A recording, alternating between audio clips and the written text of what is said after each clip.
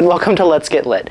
In today's video, we're going to go over stave 2 of Charles Dickens' classic, A Christmas Carol. So, again, get those comfy blankets nice and snuggled, and let's dive into the second part of this classic Christmas story.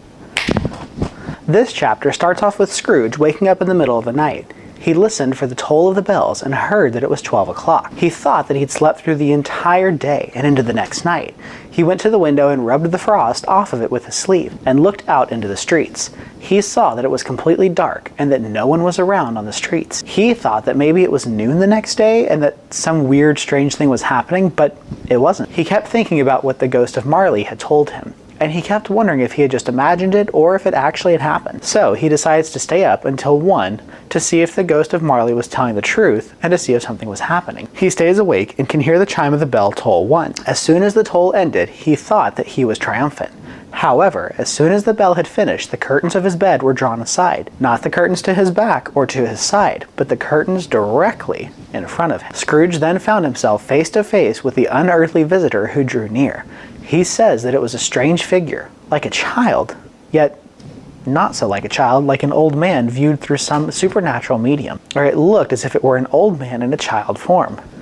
The narrator also notes that the spirit had a fresh branch of holly green in its hand, and that its dress was trimmed with summer flowers. But the strangest quality was that from its head was a clear, bright jet of light, which made everything visible. Scrooge asked the spirit if he was sent specifically for him. The spirit responded that it was. Scrooge asks, "Who and what are you?" To which the ghost responds, "I am the ghost of Christmas past." Scrooge asks, "Of how long past?" And the spirit says, "No, your past." Scrooge wanted to see the spirit in his cap and begged him to be covered. The ghost was very upset by this and said, "Would you sell it soon? Put out your worldly hand, that light that I give." The ghost responds that it is not enough that you are one whose passions made this cap and forced me through whole trains of years to wear it low upon my brow. Scrooge asks what business brought him here, and the ghost responded, "Your welfare." Scrooge thinks it's better if he were to get a full night's sleep than to go out with the spirit, but the spirit, being able to hear him, says, "Your reclamation, take heed." The ghost says to rise and walk with it. Scrooge knew that he couldn't disobey the spirit, even though the weather was very cold at this hour, and his bed was so warm, and that he was dressed in nothing but his slippers, his gown, and his nightcap. Scrooge says that the gentle touch of the spirit was like a woman's hand and was not to be resisted. Scrooge and the spirit make their way towards the window, but Scrooge says that he's mortal and liable to fall. The ghost responds, "But a touch of my hand, and there you shall be upheld, and more than this." As the spirit was saying this, they passed to the wall and stood upon an open country road, with fields on either side, and the city had completely vanished. As Scrooge looked around at the sights, he realized and knew exactly what they were. All of the thoughts and memories from his childhood flooded back to Scrooge. Scrooge mentions that he was bred in this place, and that he was a boy here.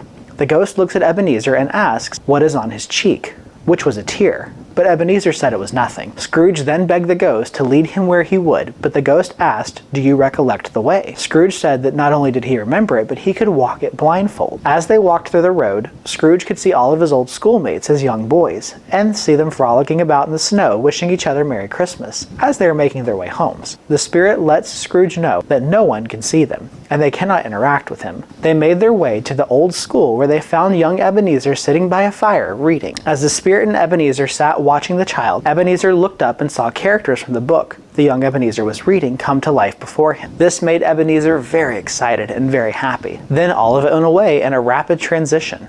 After this, Scrooge mentions that there was a young boy who was singing a Christmas carol at his door the night before, and that he should have given him something. The ghost smiled, waved its hand, and sang, "Let's see another Christmas."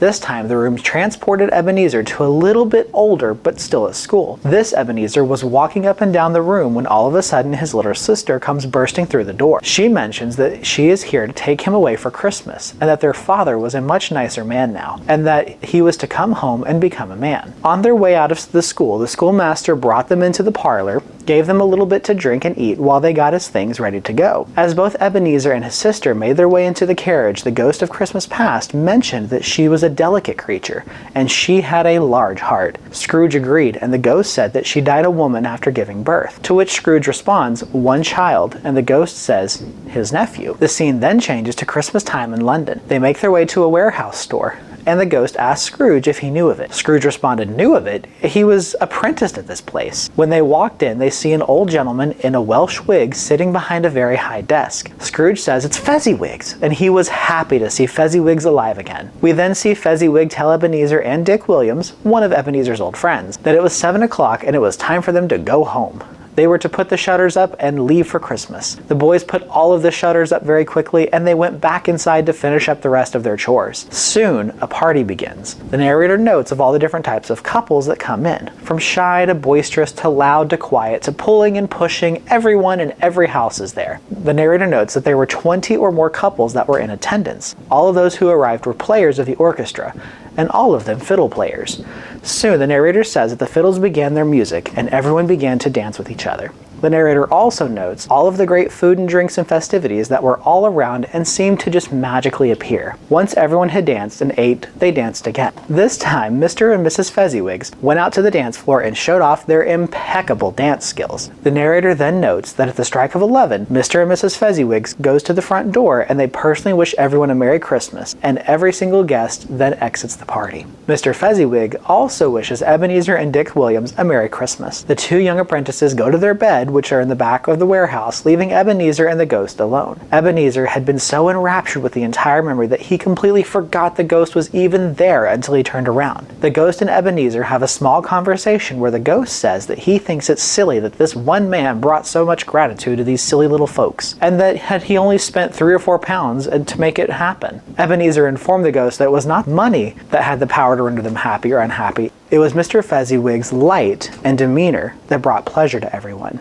Ebenezer then says the happiness that Mr. Fezziwigs gave was quite as great as if the cost of a fortune. The ghost could tell something was changing inside of Ebenezer, but Ebenezer refused to admit it. Then the ghost informs Ebenezer that his time is growing short. The scene then shifts again, and we see Ebenezer in the prime of his life. In this scene, we see young Ebenezer and a woman having a fight. The young woman is telling Ebenezer that he is no longer the same person she knew before. Now he is a changed man, and there is only one thing he loves in his life, and it wasn't her. She tells him that the only thing he cares about is money and profit. Through this conversation, we see that she decides to end things with him, and she breaks his heart. She hopes that he will look back at this moment and realize the error of his ways. Before he really can say anything, she turns and walks away from him, and we learn this young woman's name is Belle. The ghost then takes him a little further into the future, where he sees Belle and all of her kids in their house, all of them playing and laughing about and having a great time. Then the husband walks in and all the children attack him with love and adoration. As Ebenezer is seeing all of this, he thinks to himself how he would like to have been a father at one point. The husband greets the kids and wives and then tells the wife that he saw Scrooge that very day. He then describes Scrooge to Belle, and Scrooge is not happy with his depiction. He begs the ghost to take him away from there, and the ghost reminds him that all of this is over and in the past. All of these things have already happened. Scrooge then takes the cap and with a sudden action presses it down upon the spirit's head. But as hard as Scrooge tried to press it down, he couldn't hide the light. Scrooge then became very exhausted and overwhelmed by a drowsiness. They made it back to his bedroom and he collapsed into the bed and fell asleep.